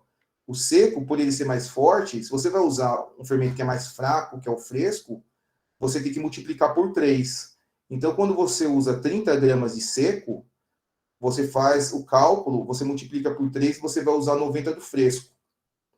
Agora, se a receita está falando para você que tem que usar 90 gramas do fresco, então você vai fazer o contrário, você vai dividir. Então, se você usa, por exemplo, 30 gramas de fermento fresco, você divide por 3, você vai usar 10 do seco. Essa é a sacada. Então, às vezes a pessoa tem uma receita, só que não faz o cálculo de conversão do fermento. Aí, ou ele fermenta rápido demais, ou ele fermenta muito devagar. Então, a sacada tá você saber fazer esse Ô, Wagner, nós está terminando o tempo, então falta deixa 5 anotado minutos. Oi? Está terminando o tempo, falta 5 minutos. Tem só 2 perguntas aqui que talvez você poderia fazer e finalizar e depois falar um pouquinho o que eles devem fazer para a próxima aula. A primeira, a Maiara falou que usou o fermento seco instantâneo direto na farinha. O Duda, a aula é 9h30. Começou 7h30. Ah, tá. O fermento seco direto na farinha, mas ficou granulado do fermento visível mesmo após a sova e a fermentação. Ele diz que ficou granulado do fermento visível mesmo após a sova e a fermentação. Essa é a pergunta da Maiara. E depois tem uma pergunta do Mário, tá bom? Tá. Esse da Maiara é o seguinte, o fermento seco você tem que colocar logo no começo, você tem que misturar com todos os ingredientes secos. Então você vai misturar, a primeira coisa que você mistura é o fermento seco na farinha. Se você não misturar o fermento seco na farinha, pode ser que ele não dissolva quando você colocar os líquidos. Então tem gente que gosta de colocar o fermento depois, o fermento seco não dá para colocar depois. Se você colocar depois, corre o risco de ele ficar granulado e não dissolver. Se você preferir colocar depois, é melhor você colocar o fresco. Mesmo assim, eu não gosto, porque pode ficar uns pedacinhos de fermento fresco lá. Então, a outra pergunta é do Mário. Colocou desde o começo, então não dissolveu. Pode falar, Mário. Viu, Maeda? Nessa receita do pão caseiro que está aí no curso, aqui diz que fermento biológico fresco, 16 gramas. Se utilizar o seco, divide o peso por 3. Na receita está qual? Fresco, Mário? Ou seco? Fermento biológico fresco. Fresco. Tá, se você for usar o seco, você vai usar aqui, ó. Tem 3. quantos aí? Hã? Sim, você vai dividir por 3. Qual é o peso que está aí na receita? 16 gramas, fala o... Então vamos 50 gramas aí você vai fazer o quê? 90 dividido por 3. 16 gramas. Vai me dar... Não, é o multiplicado, 15, perdão. 6 gramas. 5 gramas. Você vai dividir o 16 por 3 e dá mais ou menos 5 e Peraí, que tá pouquinho. cortando. Que é o... Pessoal? Que é o fermento granuladinho, né? Isso. É esse que eu pus. Então, aí na receita tá o fresco, certo? Isso. Se tá o fresco, você vai dividir por 3 para chegar no seco. Isso. Beleza. Foi isso que eu fiz. É mais para ilustrar, entendeu? Tá. Mas pessoal, deixa anotado isso aí para às vezes não confundir, que às vezes na correria vocês acabam fazendo o contrário, em vez de multiplicar, divide, em vez de dividir, multiplica e acaba dando problema. Tá? E a gente tem mais um tempinho, que é meia hora, né? A aula até 9h30, não é isso? 7h30, 9h30.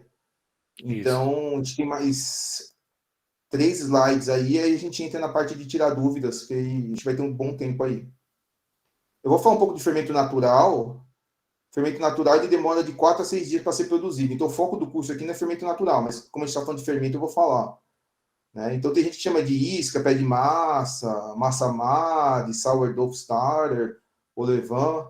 Então, você pode fazer do jeito que você quiser. Você pode fazer a base de caldo de cana, uva, maçã, iogurte, cerveja, casca de batata, qualquer coisa que fermenta. Então, se você for fazer o pão de batata, você pode usar essa casca para produzir o seu fermento. Eu não gosto, porque eu acho muito fedido. Então, quando eu vou fazer, eu só faço água e farinha. Ele demora mais tempo. Mas eu faço só com água e farinha, porque eu acho que ficar fermentando casca de batata, não sei, eu acho que fica muito fedido. Então, eu acabo só usando água e farinha. Tá? A fermentação, então, como a gente está falando de fermento, a gente vai falar de fermentação. Então, durante a fermentação, o fermento biológico vai se alimentando do açúcar. Lembra? Que vai ser da quebra do carboidrato, do amido. Ele vai transformar em álcool e gás carbônico. O álcool vai ser eliminado durante a fermentação, né? E ele vai ficar aquele cheiro.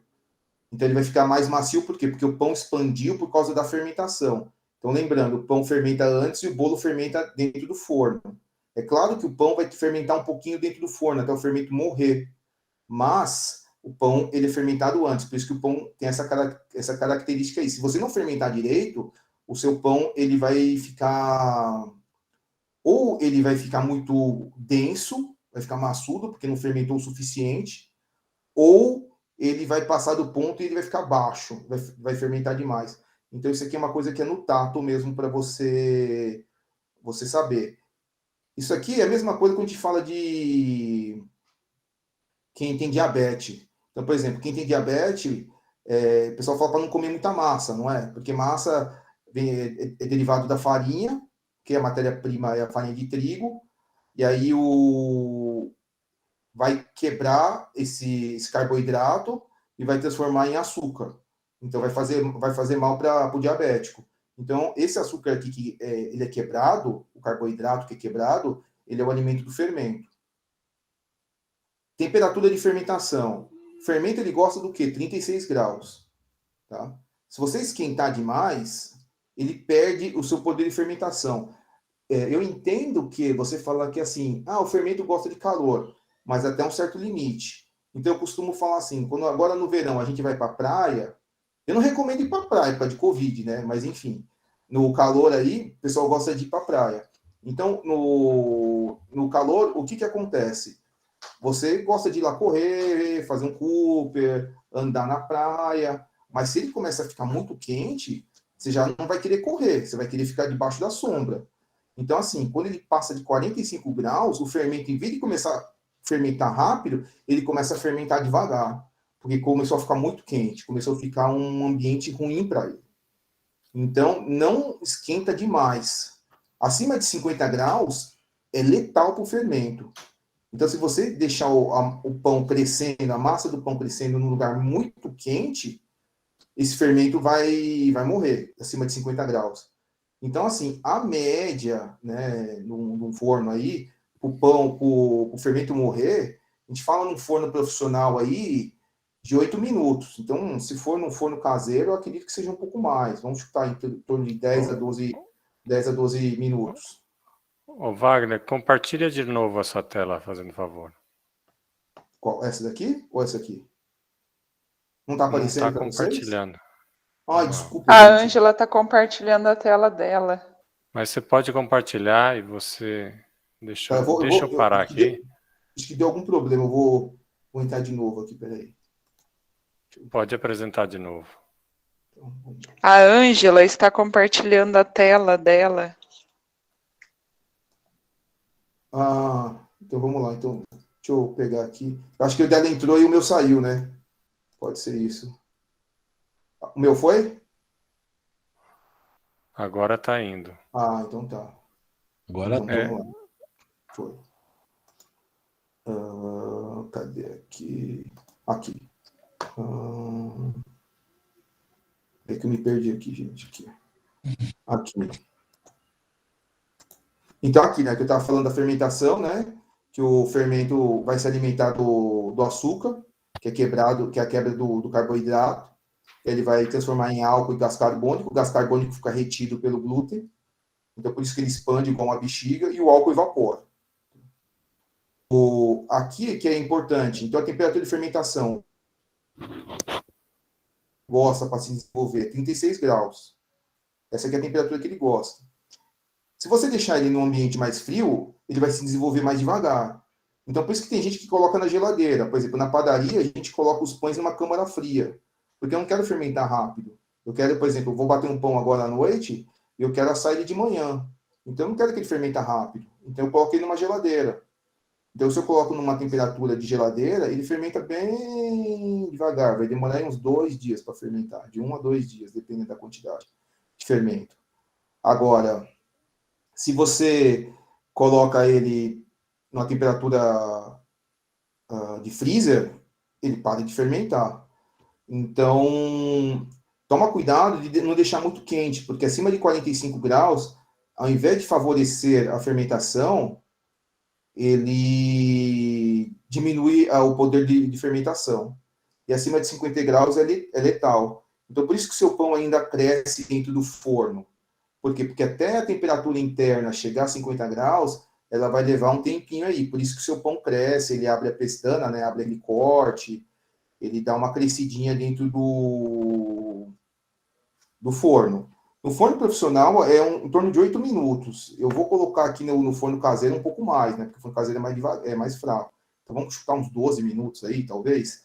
Então, o que eu quero que você saiba é o quê? Que o fermento ele ainda está vivo quando ele está dentro do forno ainda. Ele só morre quando chega a 50 graus. Então, quando você for fermentar, toma cuidado para não fermentar muito num ambiente muito quente.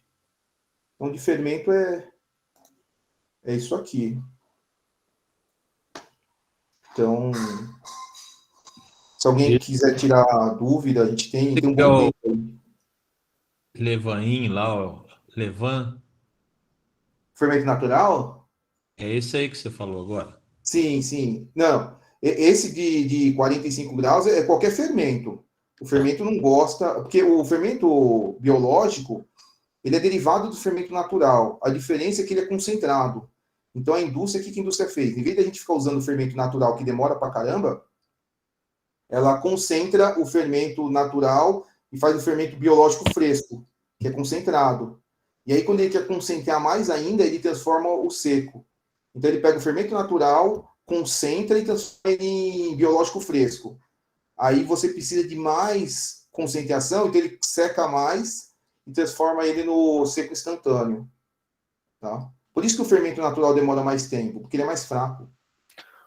Ô, Wagner, vamos olhar os pães que o pessoal fez e vamos conversar um pouquinho sobre os pães, então, nesse tempo aí, antes de a gente conversar sobre a próxima aula.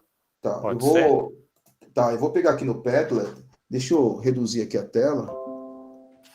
Então, vamos lá, vamos começar de baixo para cima aqui. Ó, então, pegar aqui da direita, da esquerda, né, que é a minha esquerda aqui, esse pão aqui, ele tá bonito. O que a gente pode melhorar ele aqui é a questão da modelagem, mas assim, ele tá bacana. Uma coisa que eu peço para você, quando vocês colocarem o pão, é também cortar para a gente poder analisar o miolo. Mas uma coisa que eu gostei desse pão do Vitor é que ele tá bem fermentado e ele tá padronizado. Você tá vendo que os tamanhos estão bem parecidos? Então, provavelmente, ele usou uma balança ou tem uma mão muito boa aí para cortar com o mesmo peso. A modelagem, a única coisa aqui, ó, você está vendo esses tracinhos aqui, ó, eu não sei se você queria deixar esses tracinhos ou não, porque quando a gente faz o pão, tipo assim, que nem parecendo pão de leite ou pão de hot dog, a gente evita deixar esses tracinhos aqui. Então, na hora que a gente vai fazer, tem um vídeo que eu faço o pão, você abre o pão em formato de triângulo e você faz do estreito para o mais largo. Quando você faz do estreito para o mais largo, ele evita ficar essas rebarbas aqui de fraldinha. Não tem problema nenhum, é uma coisa estética. Eu não sei se... Às vezes tem gente que gosta de deixar esses desenhinhos aqui. Mas, por exemplo, se fosse um pão de hot dog, o pão de hot dog não teria esse desenho aqui, esse cortezinho aqui. Então, quando você abrir a massa, você enrola da parte mais estreita para a parte mais larga, que aí a larga cobre o pão como um todo. E aí ele evita ficar esse cortezinho aqui. Mas tá ótimo. Esse pão aqui que minha sobrinha fez, que sobrou as massas lá da aula que eu fiz para vocês. Esse pão do Sérgio aqui, ele tá bonito, ele parece que tá bem macio. É que como o pão foi tirado bem de perto, não dá para analisar assim muito a questão pela casca aqui, ele parece que tá um pão bem macio, sim, bem fermentado. O Luiz Felipe levantou a mão. Fala, Luiz. Esse seu aqui, né? Fala, Luiz. Alô. O senhor me escuta, professor? Luiz? Sim, escutamos. Pode falar. Professor, eu fiz esse pão, mas, assim, eu esqueci de botar manteiga e ovo. A casca ficou dura, mas o interior dele ficou bom, ficou macio, mas a casca ficou muito dura. Assim, enfim, é de uva passa e brócolis dentro. Dentro ficou muito bom, mas ficou duro, assim, dura, mas ficou comível, mas ficou duro. Eu acho que pode ter ficado duro por faltar um pouco de gordura. A gordura ajuda da maciez. Então, assim, se você não usa gordura, imagina assim o pão francês. O francês é o pão básico, né? Todo pão, a base do pão é o quê? Farinha, sal, fermento e água. O pão de sal, ele é o pão básico. Todo pão vai isso. Farinha, sal, fermento e água. Então, o pão francês, quando você vai comer, por dentro ele é macio, mas por fora ele tem que ser, né? Mas nem todo pão francês é assim por erro de processo. Ele tem que ser crocante por fora, ele tem que ser duro, né? Crocantezinho. Então, o que acontece? Quando você coloca um pouco mais de gordura, ele ajuda a deixar o pão mais macio. Também por fora,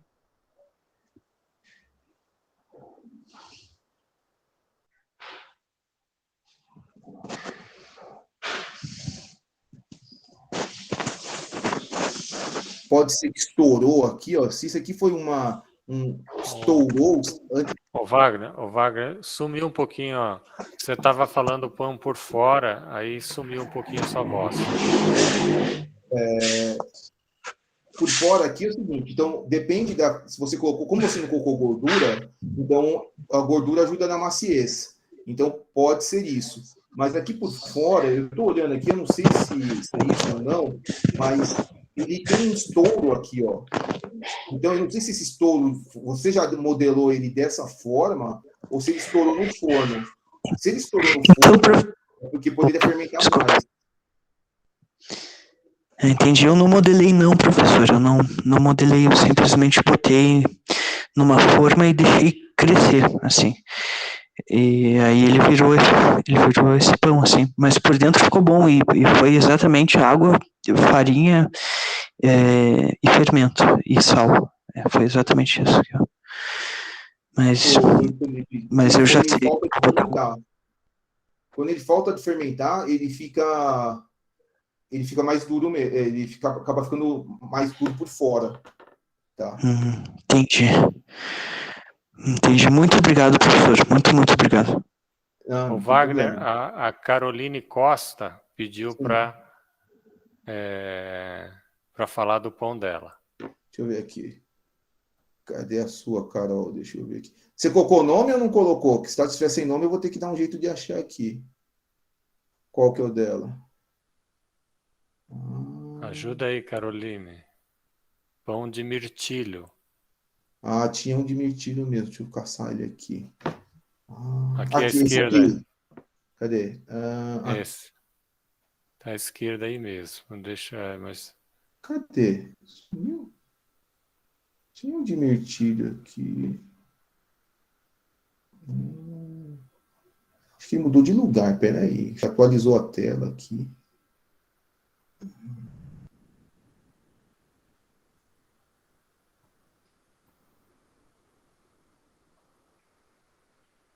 Esse aqui, né, Carol?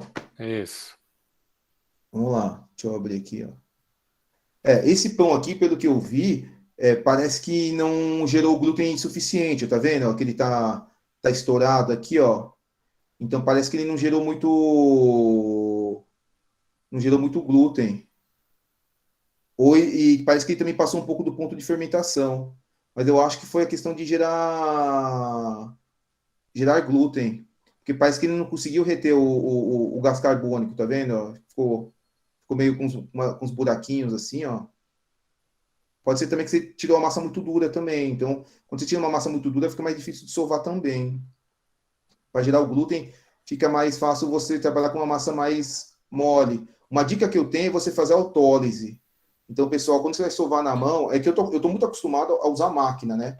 Então, eu não faço autólise. Quem vai sovar na mão, o que você faz? Mistura água e farinha. Não precisa colocar muita água. Só deixa a farinha absorver a água. E deixa no mínimo 20 minutos. A partir de 20 minutos você já pode usar. O que vai acontecer? Essa farinha vai dar uma quebra e aí ela fica mais fácil de você sovar, fica muito mais fácil de você sovar. Então, quando você não tem máquina, você vai sovar na mão, mistura água e farinha Não precisa usar toda a água, usa só uma parte da água, ele absorveu, ele virou uma massa, deixa lá coberto por 20 minutos, no mínimo 20 minutos, ele vai ficar muito mais fácil de você sovar. Esse processo se chama autólise, foi elaborada pelo um francês, já é falecido, né? Mas ele é o pai da panificação moderna. Então, esse processo de autólise ajuda bastante para quem vai sovar na mão, viu? Como eu faço na máquina, então eu não faço autólise, mas você pode fazer sim. Por que eu não faço autólise na máquina? Eu vou falar para você. Porque quando você sova na mão, você não precisa usar água muito gelada, porque ele não vai dar tanto atrito, ele não esquenta tanto. Agora, quando eu estou batendo na máquina, o atrito é muito alto, então eu tenho que usar água gelada. Então, eu não gosto de fazer autólise quando eu estou usando máquina, porque a máquina consegue gerar o glúten, e se eu faço autólise, tudo bem que vai ficar mais fácil de bater, mas com atrito vai esquentar. Então, eu só faço autólise só quando eu faço na mão. Então, minha recomendação para a próxima aula, quando vocês forem fazer pão na mão, tenta fazer autólise para ver se ajuda vocês. Wagner, tem duas pessoas pedindo para falar, o Luiz Felipe primeiro e depois o Mário em segundo. Tá, desculpa, cortou, pode falar. Primeiro o Luiz e depois segue o Mário, por favor. Tá. Fala aí, Luiz.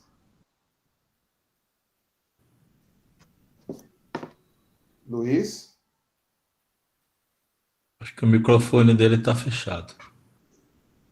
Então vai o Mário e inverte a ordem. Nesse caso da autólise, que você fala que espera 20 minutos para sovar, a mistura, inclusive com o fermento, já está feita. Não, você só mistura água e farinha. Você mistura água e farinha e espera 20 minutos. Aí que eu coloco o fermento. Aí você coloca o restante. Você coloca sal, você coloca fermento, e aí você vai acrescentando depois tudo que você precisa fazer, você entendeu? Então, primeiro você mistura água e farinha. Eu vou tentar. Então vamos lá agora, o Luiz Felipe. Será que ele consegue falar agora? Acho que não, Luiz? Né? Então, enquanto o Luiz liga o microfone, a Kellen pediu se poderia verificar o pão dela. Kellen Lima, com K. Kellen? Ela pediu para olhar o pão dela. Vamos lá.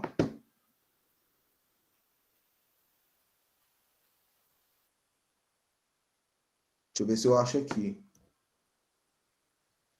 Ô Kellen, onde está seu pão aí? Ajuda aí.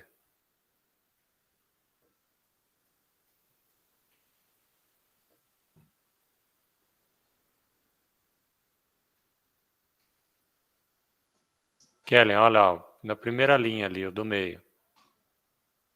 Achei.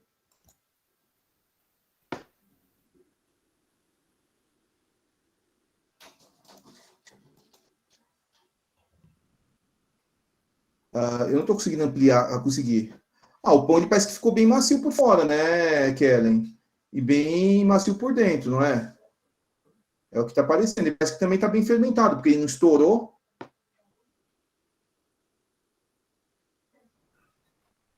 Na verdade, boa noite. Na verdade, assim, a casca de fora, eu achei que ela ficou um pouco dura.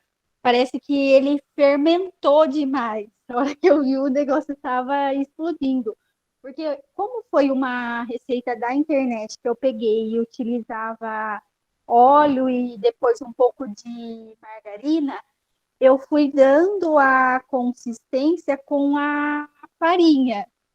Então chegou num ponto que eu vi, eu falei assim, nossa, estava muito mole, mas assim, a massa dele ficou macia, é só essa questão mesmo. Daí eu reparei com relação ao que você falou, as bolinhas, tipo do pastel, não sei se na foto fica nítida, porque nessa receita ela falava para colocar o pão sem ter pré-aquecido o forno. Não, você tem que pré-aquecer o forno. Porque se você não pré-aquece o forno, o seu pão vai fermentar demais. E aí pode dar problema do seu pão passar da fermentação. Quando ele dá essas bolinhas aqui, ó, ou é porque deu choque térmico, mas não foi o caso de você, ou é porque fermentou demais. Quando ele fermenta demais, ele fica essas bolinhas aqui, ó. Tá? Ou às vezes também pode ser a questão da sova. Assim, se você sovou e machucou demais a rede de glúten do pão, assim por fora, ele ficou bem judiado, ficou com várias cicatrizes e também fica com umas cicatrizes. Mas eu tô achando que isso aqui pode ter sido que acabou fermentando um pouco demais, pode ser isso. E o fato de você ter colocado com forno frio pode ter afetado essa questão de passar do ponto de fermentação. Assim, eu não estou dizendo que a pessoa não sabe o que ela está falando, não é isso, é que estou falando pela minha experiência. Eu não recomendo assar pão com forno frio. Nada que você vai assar, você faz com forno frio, nem bolo, nem fermento, exatamente pela questão da fermentação, para ela não passar do ponto, só por isso. Mas ele tá bacana, ele aparentemente tá bacana. É que o pão de forma, às vezes ele acontece de ficar um pouquinho mais duro também, porque como o nosso forno é pequeno, sei lá se é o caso do seu, mas o meu forno é aquele forno de 4 bocas, e quando o pão ele é mais alto, ele fica mais perto do teto, né? Quando ele fica mais perto do teto, pode acontecer de acabar ficando um pouquinho mais duro, porque aí o teto lá em cima retém o calor, né? O calor fica tudo lá em cima também. Então, às vezes pode ser isso. Ô, Isso é também. O meu forno tem essa questão de ser pequeno. Então você pode descer ele um pouquinho mais, porque você fez ele numa forma, né? Ou não? Uma forma de pão de forma? E, Então, aí você pode não, descer ele. na verdade eu fiz na assadeira mesmo, assim, nessas formas comuns, a quadrada. Na Tá. verdade, que daí eu fiz 2 pães, né? Daí tava esse e mais um. Aqui a única coisa que eu vi, assim, que parece que fermentou um pouquinho demais, porque quando ele fica com essas ruguinhas aqui assim, ó, tá? Ou essas ruguinhas às vezes acontece também quando você assa de menos, as rugas, né? Não tô falando das bolinhas. Então, por isso que é importante colocar o termômetro, mas olhando o miolo aqui, ele tá bacana. Agora, a questão também é de conseguir, cada um conseguir, com o tempo, aprender a trabalhar com o forno. Então, qual que é a minha dica? A minha dica é a seguinte, apesar de eu não fazer isso em casa, tá? Porque eu acabo usando mais forno profissional, então aqui em casa eu não asso tanto pão, eu asso mais os pães em forno profissional. Então, a minha dica é o seguinte: é você comprar um termômetro para forno. Ele deve custar na faixa de uns R$ 35 aí no Mercado Livre e tal. Você bota dentro do forno e você pendura, ele tem um ganchinho, ele é analógico, né? Ele é de ponteiro. Você coloca ele pendurado dentro do forno, você vai saber a temperatura interna do forno, porque forno caseiro é um problema. Você gira, eu não sei se isso é digital, né? Mas assim, normalmente ele é com botão. Então, quando você gira o botão, você põe lá 180 graus, às vezes ele não está 180, às vezes está 190, ou a pessoa fala para você colocar 190, você coloca 190 e está 200, ou está 180, ele não está na temperatura correta. Então, quando você compra esses termômetros, ele te ajuda. Então, assim, eu também não sei se esse termômetro é um excelente termômetro, eu não sei te dizer porque eu nunca comprei, mas é uma forma de você resolver, de saber a temperatura interna. Então você coloca, e você economiza gás também, né? Porque você já sabe a temperatura que está o forno. Não precisa ficar esperando muito tempo para pré-aquecer. Então compra esses termômetros, quem puder, e deixa pendurado lá na grade, lá dentro. Não deixa ele em cima do piso, porque o piso recebe muito calor. Deixa ele pendurado na grade. Ele tem um ganchinho, você deixa pendurado na grade, aí ele te mostra a temperatura. ô Wagner, continuando acho que nessa pergunta, tem mais duas dúvidas aí. Uma acho que está relacionada a isso com o forno, falando a respeito do algum cuidado especial para o uso do forno a gás para assar o pão. Talvez seja isso em relação à temperatura, porque esses mais simples realmente não é tão preciso assim a temperatura, né? Não, ele não é tão preciso. Ele tem dois problemas. Primeiro, ele não é tão preciso. Então, você já comprando um termômetro, ele já resolve esse problema, ou parte dele. E segundo, o forno caseiro, ele fica com a chama ligado direto. Então, isso é um problema. Então, quando você está no forno profissional, ele controla para você. Por exemplo, você deixou 180, quando chega a 185 ele desliga, quando chega a 175 ele liga. Então, nesse intervalo, na média, vai dar 180. Agora, no forno de casa, ele fica ligado direto. Então, por isso que é bom você saber a temperatura interna. Então, você comprar um termômetro para forno, esse deixa pendurado na grade. Isso é uma boa dica. Ô, Wagner, agora faltam 3 minutos, mas acho que a Melissa pediu para você dar uma olhada no pão dela. Acho que você podia olhar o pão e aí dar algumas ideias, dar uma orientação em relação ao próximo pão aí. Dá o Ctrl F e escreve Melissa no Padlet, permite fazer isso.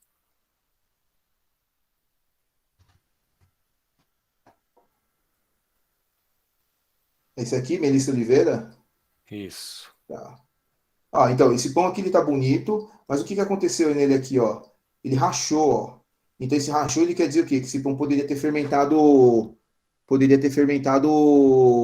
mais. Então, quando ele abre aqui, ó, ele estoura, quer dizer que ele poderia ter fermentado mais. Isso não quer dizer que o pão não esteja macio, né? A questão é que o pão poderia ter um volume maior. Outra coisa também que pode ser que tenha estourado aqui é se ficou um pouco de queijo onde você fez o fecho. Então, a primeira coisa que eu preciso saber é onde está o fecho. Eu acredito que o fecho esteja para baixo. Se o fecho está para baixo, então aqui o que estourou foi a falta de fermentação. Como eu estou vendo aqui que vazou uns queijos aqui, ó. Então, de repente, se você deixou muito a massa fina, o queijo vai vazar. Isso a gente encontra muito em pão de batata. Você já comeu um pão de batata que ele estourou? É porque deixou a massa muito, muito fina na hora que você vai rechear. Então, se você deixa o recheio muito próximo com a borda aqui, ó, muito fina, ele estoura. Então, quando vocês assistirem o vídeo do pão de alho, como eu corto, não tem problema. Por isso que o primeiro vídeo é do pão de alho. O segundo pão é o pão de batata, que aí eu deixo ele mais grosso, exatamente para não estourar e vazar o recheio. Mas o pão tá bonito, é só a questão aqui de deixar fermentar mais e tomar cuidado com o recheio, com a massa ficar muito fina quando você for rechear, para o recheio não estourar e vazar, principalmente queijo. Mas tá bonito, tá bacana. Bom, Wagner, acho que o pessoal agora quer saber o que eles devem fazer para a próxima semana, qual a sua expectativa em relação à próxima semana para os alunos do curso aí. Então para a próxima semana é o seguinte, eu fiquei extremamente contente da participação de vocês, muita gente postou, então eu acho que esse grupo tá bacana, assim, o pessoal tá participando, isso é muito importante. Para a semana que vem, para quem não fez o pão, a gente vai dar mais uma chance, e para quem já fez, faz de novo ou pode fazer outro pão, porque quanto mais você praticar, melhor você vai ficar. Então, e você vai poder corrigir alguns erros, certo? Você pode corrigir alguns erros. Tá com dúvida? Joga no fórum. Fala assim, olha, eu tô com dúvida aqui. O que você acha disso aqui? Aí não só eu, mas todo mundo responde. E aí a gente vai enriquecendo o nosso fórum para fazer também depois eu vou fazer um áudio um podcast com ele. Com Então, quer dizer que o pessoal que ainda tem dúvida e não conseguiu perguntar aí, pode colocar lá Por favor, no WhatsApp ou no fórum. Isso. E aí você vai responder, com isso eles vão conseguir fazer um pão melhor, é isso? Isso, não só eu, mas como todo mundo vai dando as ideias aí, eu vou dar resposta, mas todo mundo vai falando aí também, e a gente vai matando essas dúvidas. E aí a foto que você sugere aí com o pão é tirar uma geral e uma cortada também, é isso? Tira uma por fora e uma por dentro, que aí eu consigo analisar melhor, coloco o nome de vocês, e se tiver alguma coisa diferente, você coloca lá. Se for um pão diferente, eu fiz um pão, não foi um pão caseiro, foi, sei lá, um pão específico aí, você coloca lá para a gente poder ter uma noção dos ingredientes, para poder dar um parecer melhor. Então, para semana que vem é isso. faça de novo, faça mais um pão, na verdade, não precisa ser o mesmo pão. Quem não fez, faça. Quem fez, faça outro pão, ou refaça o mesmo pão, posta e bota as dúvidas no fórum ou no chat do WhatsApp aí. Vamos matar essas dúvidas aí para cada vez ficar melhor. Agora é literalmente colocar a mão na massa e praticar. E tirando as dúvidas técnicas. As dúvidas... Só para explicar para o pessoal, então, a ideia que você fez dessas 2 semanas iniciais, antes de começar os 4 pães do curso, é para que todo mundo tenha possibilidade de testar, ter dúvida e aprender, e assim, quando chegar naqueles 4 pães, todo mundo vai fazer um pão profissional, aí é isso? Exato, que vai ter a experiência de ter sovado, saber sovar melhor, você vai ter uma noção do ponto melhor da massa, corrigir aquilo que você tá com dúvida, porque só vai gerar dúvida na hora que você faz. É igual matemática. Matemática a gente acha que a gente sabe, mas na hora que a gente vai fazer o problema lá, que a gente aparece as dúvidas. Então, na hora que aparecem as dúvidas, a gente consegue sanar essas dúvidas para que vocês, quando vocês chegarem nos pães principais, que é o pão de alho, o pão de batata, pão de mandioquinha e a lua de mel, aí vocês já vão tá craque aí, já fica mais fácil, assim, entendeu? É assim que a gente pensou na hora de formatar esse curso. A Dulce está perguntando se há algum banco de receitas na página.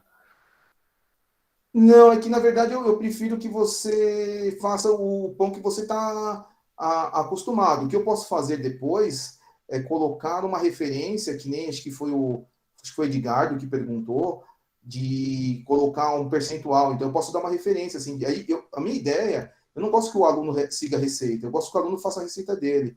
Eu também não tenho receita decorada, assim, vamos dizer. Ah, quero fazer um pão doce, eu monto agora. Porque você tem que ter a base. Por isso que eu ensino os ingredientes. Porque quando você sabe a função do ingrediente, você consegue criar a sua receita. Não existe a melhor receita, existe a receita que é boa para você e para o seu cliente. Então, por isso que eu explico nos ingredientes, e depois eu posso fazer uma tabelinha de referência, só para você saber o quanto que vai de cada ingrediente, e você monta como você quiser. Agora, se você fala assim, putz, professor, eu não tenho pão, eu estou com receio de procurar esse pão na internet, tá, me manda uma mensagem, aí a gente bola uma receita junto, não tem problema. Então, acho que é isso, pessoal. Espero que vocês tenham gostado. Eu tô adorando, tô curtindo aí pra caramba esse curso online. Só peço desculpa aí da minha internet. A Vivo vai fazer manutenção amanhã e vou dar um jeito nisso aí, prometo para vocês. E vamos manter o contato durante a semana. Vamos tirar dúvida. Eu tô aqui para ajudar vocês. Então, eu preciso que vocês me ajudem a ajudar vocês. Então, me mandem a dúvida, me mandem as fotos e vamos colocar a mão na massa aí. Beleza? Obrigado. Pessoal. Boa noite. Boa noite a todos. Até a próxima semana, então. Até semana que vem. Abraço. Tchau. Obrigado. Tchau. Boa noite. Boa noite. Boa noite, boa noite. Boa noite.